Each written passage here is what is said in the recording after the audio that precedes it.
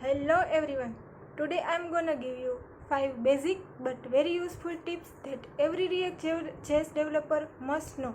Following these best practices will help you to make your React.js app development much faster and effortless. So let's quickly see what these tips are.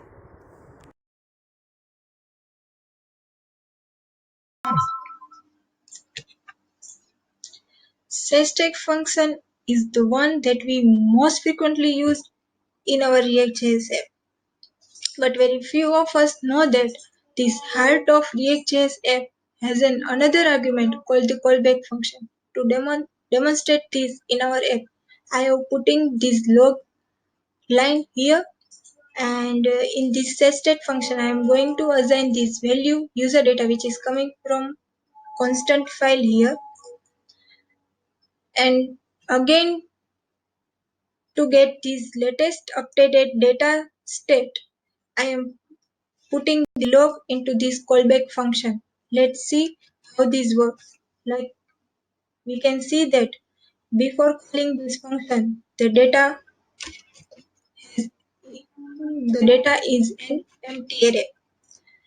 And as we know that setState function is async by nature, so it will immediately execute its next line. So again it will call this after state change line and again use this empty array. Okay, so now to check with the callback function, here we get this data state. So whenever you want the latest updated brand new version of your state, you should use or we can use this callback function, and this can come to the rescue to get the latest updated state.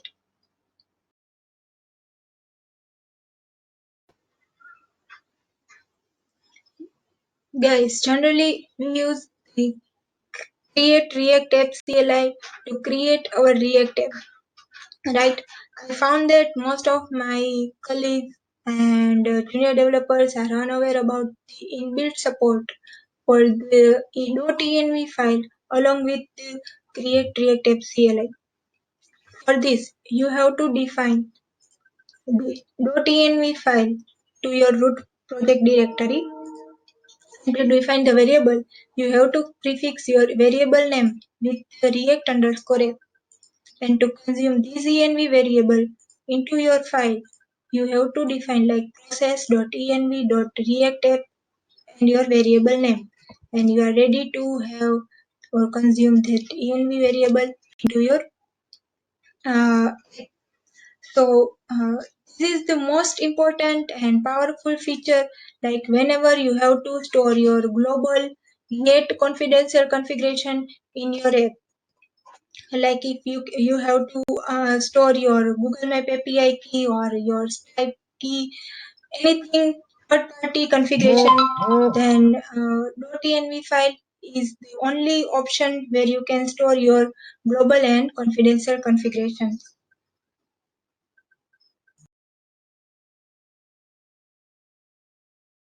Not allow us to put multiple children without enclosing them into a single parent, and adding any extraneous HTML tag will make or mess up our designs. So here in our app, we have a multiple children without any wrapper. So generally, we can put fragment which can be imported from the React itself. But there is another option. But there is another option which we can call a shortened operator to the fragment, where we don't need to import them from the React itself.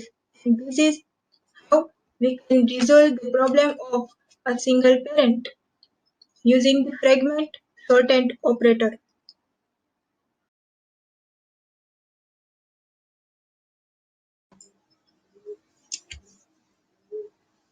Sometimes we have to render an HTML which is coming from an API or a backend technology in form of string.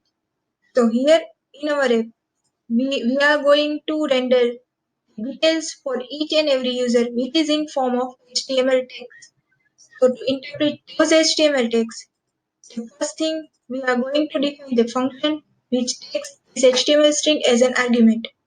And this will return interpreted HTML. However, it takes this dangerously set inner HTML argument having an HTML attribute which contains these HTML details. So basically, this function will return the interpreted output for each and every HTML tag. So you can see this in UI that every user details having an HTML tag has been interpreted and it looks in a form of HTML. So to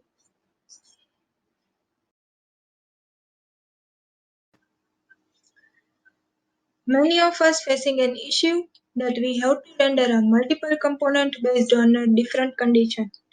So using nesting condition or a multiple nested condition will definitely mess up your code and which looks more unreadable.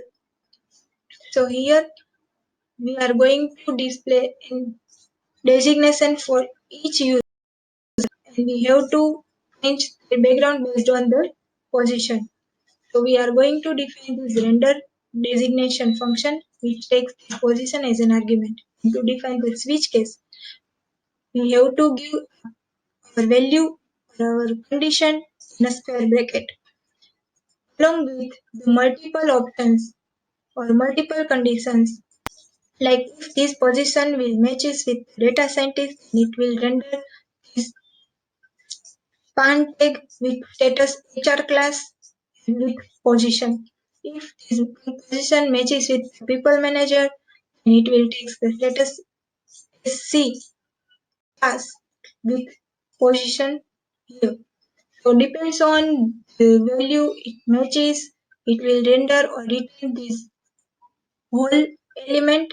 In this way, we can avoid multiple nesting with switch case. So guys, these are some tips that always helps me to keep my code clean and make the development much faster and easy and more readable. So I hope this will also helps you in your development, and that's it. See you in next video. Happy coding.